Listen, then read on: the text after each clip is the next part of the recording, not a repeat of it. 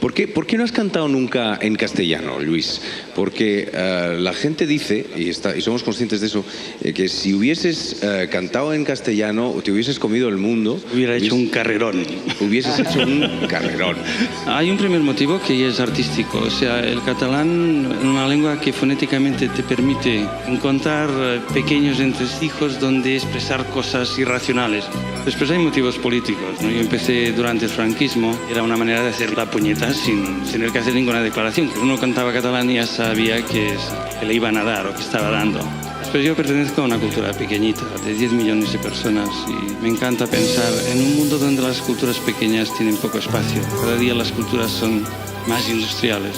Sí, como cantante puedo dejar un patrimonio de 250 canciones para que la gente se duche, haga el pipí, con la posibilidad de cantar su lengua, pues ya, pero también... Y otra cosa, la última, y es que en España la convivencia cultural es una cosa dificilísima desde antiguo. Y si nos acostumbrásemos a esto que ya estamos haciendo un poco hoy, ¿no? De cantar en lenguas distintas y verlas como nuestras, no como competencias, sino como parte de una riqueza.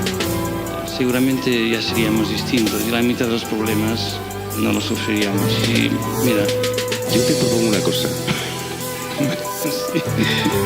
No me propongas nada. Yo estoy dispuesto a hacer una cosa diferente. Si tú cantas en castellano la próxima vez en este programa, yo canto en catalán. Vamos a ver, dime que sí, Luis.